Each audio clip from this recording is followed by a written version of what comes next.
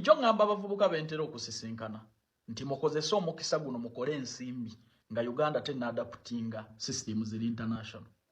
Olwaleero baleese cameras ku nguudo ezikuba ab'emmotoka ebipapula. Njagala otunuulire nze ng'omu ku balina taxes ezisaabaza abantu mu Uganda wano nti taxi eyo buli wiiki ebadde reportinga emitwalo 6. Naye ssente zino agivuga azikola atya mu lunaku okuweereza emitwalo 6 ez'omugagga nga kondakita alidde ne driver abadde yeetaaga okuvuga luutuse nnyingi bw'eba ebadde evuga town service abadde alina okukozesa waasiwaasi mungi okulaba nti ajjayo ssente za mukama we naye afunemu ekyokulya. Olwaleero ekitakyasoboka nti oli wabadde avuga speed 100 etteeka limugamba 3 bwagasusa bamukuba ekipapula ekisinga essente zagenda okukola olunaku oba zagenda okukola ewiiki.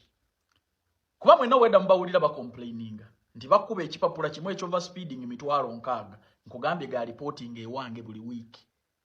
Amwamanga the people abalina taxes ku makubo era nkimanyi kyetwolekedde nti muwaasiwaasi badriver gwe babadde bakolera gwe bakozesa mu makubo mwe tubadde tuyingiriza essente omwana okuvuga laawundiizo ezo ajjayo ssente z'omugagga naye afuna ekyokukola ekyokulya. Olwaleero ogenda kukitunuulira olwa cameras ze baleese kituufu zituyambanga bannayuganda ku bubenje n'ebirala naye mu byensimbi taxes bazikiikinze out. Kuba ogenda kulaba ng'omuntu okugjayo ssente za boosi oba taxi okukola amagoba weetaagisa okuvuga eruutu nnyingi ezitakyasoboka olwaleero kubanga taxi ne bw'eba eva mukono ku supiidi n'amateeka g'enguudo ng'ogagoberedde okutuuka obutuuse e Kampala obudde buba buweddeyo ojja kugiraba nga taxi ebadde evuga luutu 4 evuga 2 ssente ziba zivuddeyo. So bavubuka tukozese chance nga Uganda ekyebase tukole ssente buli lunaku Uganda lwekuleka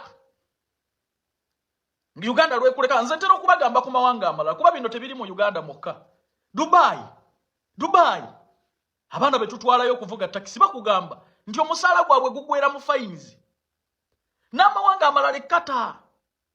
So bino bigenda kukosa nnyo ffe abalina emmoloka ku makubo naddala eza business dani abantu abalala bonna kubanga n'amateeka g'ebyenguudo international gatunuulira nnyo public transport gatunuulira nnyo abantu abasaabaza abantu era namwe abali e Dubai mukimanyi n'amawanga amalala nti toyinza kuvuga abantu n'oleeta katemba mu kkubo. So ngenda kudda mu part 2 kino nkigaye kisinga kunyigiriza ffe balina matakisi kende na taxi ku kkubo buli wiiki omwana abadde alipotinga emitwalo 6 etali emu naye kitagenda kusoboka kati wano wetulaga ojja kulaba nga alipotinga mitwalo 2 taxi tugenda kuzitunda tugenda kuziddukamu.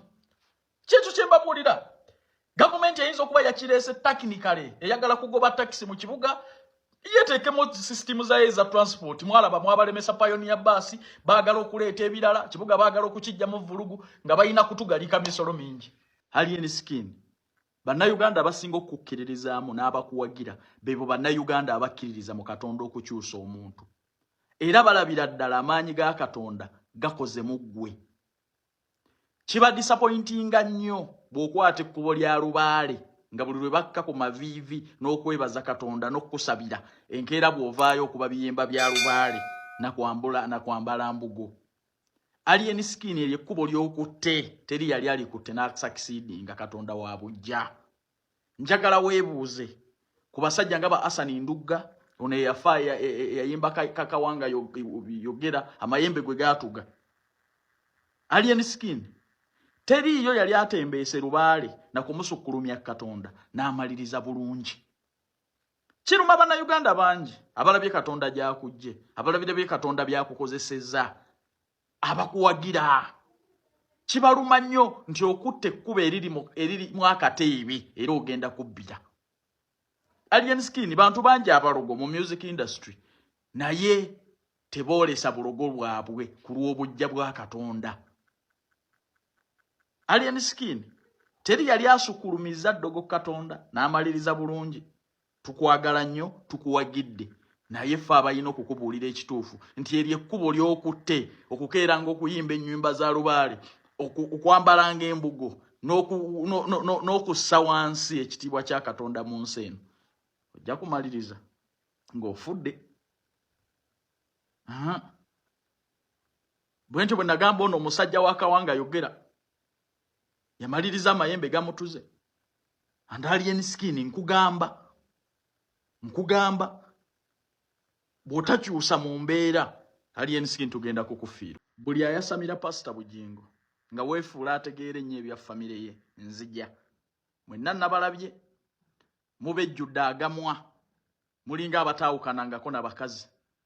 Abamu ku mmwe babbuloogo oyina abaana tobalabiriranga nako n'olunaku n'olumu. Oli ku musajja yaweerera abaana n'abaleka nga bamaze universities.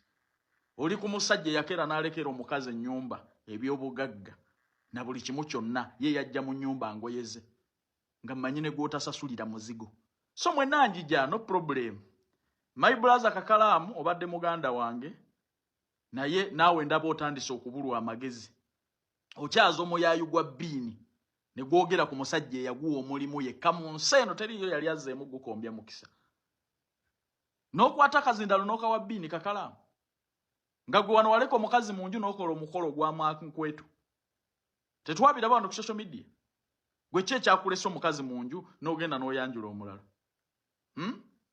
Kakalaamu beera e Bulaaya ng'olimu amagezi, mwesonyiwe Bugingo. Kakalaamu mwesonyiwe Bugingo. Lekeraawo okukwata ogwo omuzingirigiiti gwa bbiini n'oguwa omuzindaalo n'oguteeka mu kamera okwogerera omusajja ebikikinike nga naawe okimanyi bulungi nti waya ezimu ku mutwe teziriiko.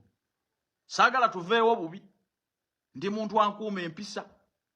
Kakalaamu ebyo bikolwa byokola ng'omanyi bulungi abantu be bayisiza mu bantu n'okwata akazindaalo ne kamera n'otunuza mu mbwa ya bbiini. Omusajja gye yagiyamba nga buli kimu kyonna kyeri olwaleero Bugingo. Kakalaamu gosiro. Kakalaamu gosiro.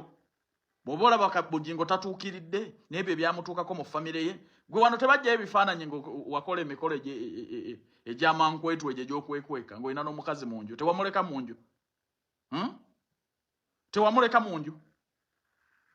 So tugende essiro. Ate buli omu nnina obudde bwe. Mwenna ngenda kubamaliriza. Buli eyabejjudde ekimwa nzija.